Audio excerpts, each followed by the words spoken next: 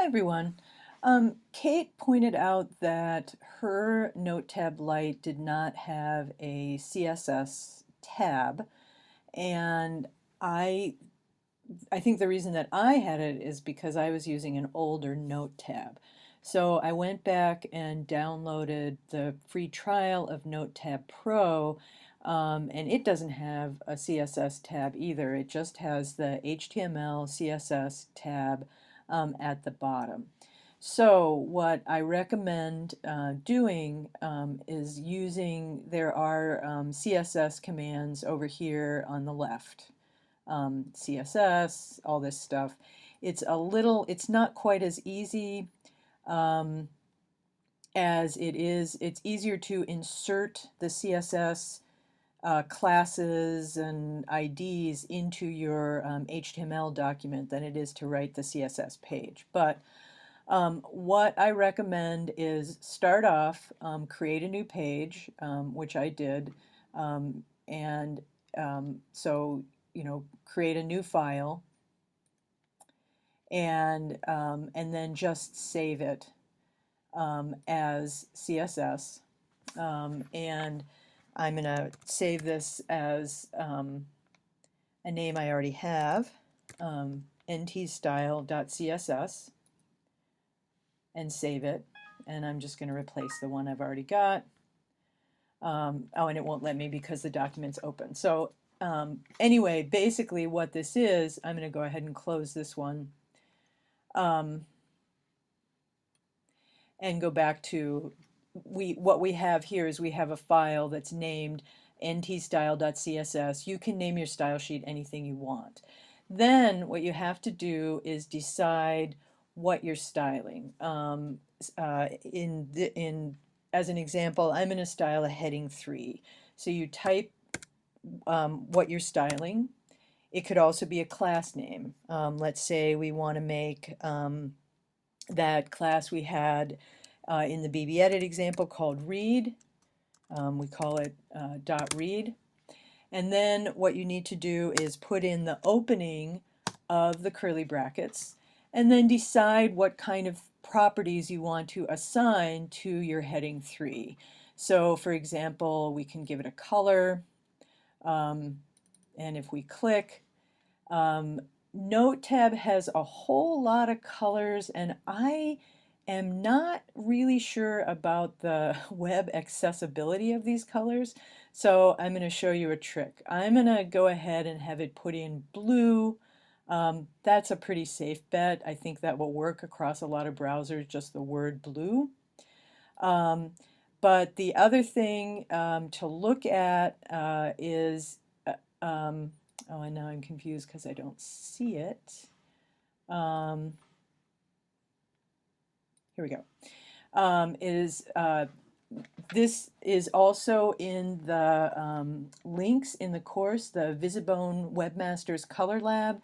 I was going to mention it a little later in the course when we get more to color schemes, because the great thing about this is you go to, let's do this, let's refresh, and so here we are at the Visibone Webmasters Color Lab, and you can pick a color. Say we pick blue. And then what if you wanted to see what dark red letters would look like on this blue? You click that. And it's actually obscure dull pink. Pretty crappy. What about yellow? Also kind of awful. So this is a really good way to test color schemes when we get to that. The other thing that this has is these are hex codes. These six-digit numbers are hex codes that indicate colors, and these are what's called web safe colors. They will look roughly the same across all browsers. And I think rather than specifying blue, it's a safer bet just to put it in as the hex code, which is 0000FF. So I'm going to go back to, and I could copy that number if I wanted to. Let's copy it. And then I'm going to go back to my Note tab, and I'm going to, instead of putting in the color as a word, I'm going to put in the pound sign and the number. And now I've got that color in as a number. And you can refer to that Visibone color palette. You can have it open. So it's a really good way to fill in colors in kind of a safer way. If we go back to NoteTab, so we're starting to build our scheme for our H3.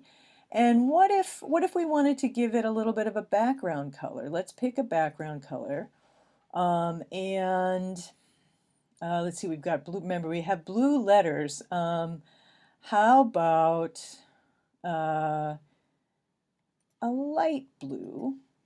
And we'll say okay.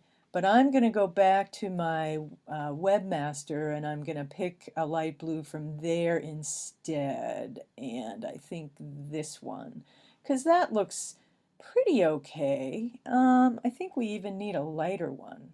Actually, how about gray? I think, yeah, let's do gray. So that's 6 C's.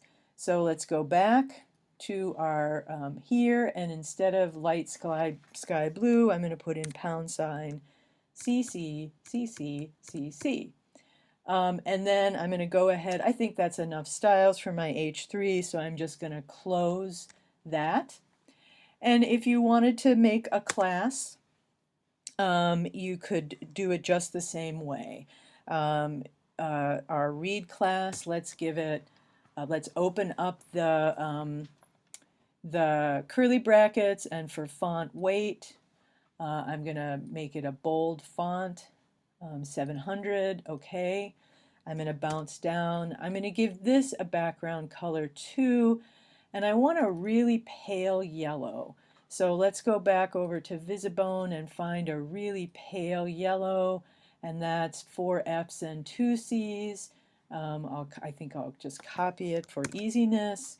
Go back to NoteTab, fill it in, say OK, and you'll have to add the pound sign. And then I think I'll just close up my style for that. Then what we want to do is apply this style. Oh, first we have to save it. And so let's just save it. We know this is already ntstyle.css. And then go over to our test page. And again, up in the head, we want to put in a link style, and that's up here in the palette somewhere. I know it's here. Adding style, linked style.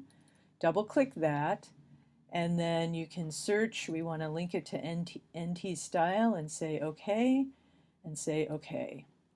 And then let's save it. Oh, the other thing we want to do is make all of our tags lowercase. And where was that? Change HTML tags to lowercase. And then we want to save it. And then let's go take a look at our test page 2. If we refresh, you can see we have a background on our heading. There's nothing happening with the read style though, and that's because we need to apply that class. So if we go back to NoteTab, and this is the thing that's kind of easy in NoteTab. So I put my cursor inside the TD, and if we go back down here, it gives me the option to insert a class. Double click that, and I can just type read in right there. I can save it, and then I can go back here, and now my table cell has a yellow background and bold text. So this is the workaround for writing CSS with NoteTab. Use the CSS properties over here. You have to fill in some of the parts of the style rules yourself, the curly brackets, and you can, if you want to, refer to the PDF slides or the Headfirst HTML textbook. Both give you pretty good, just quick references for CSS. Another good quick reference for CSS is the W3 Schools CSS tutorial, which is also linked in the readings of the course.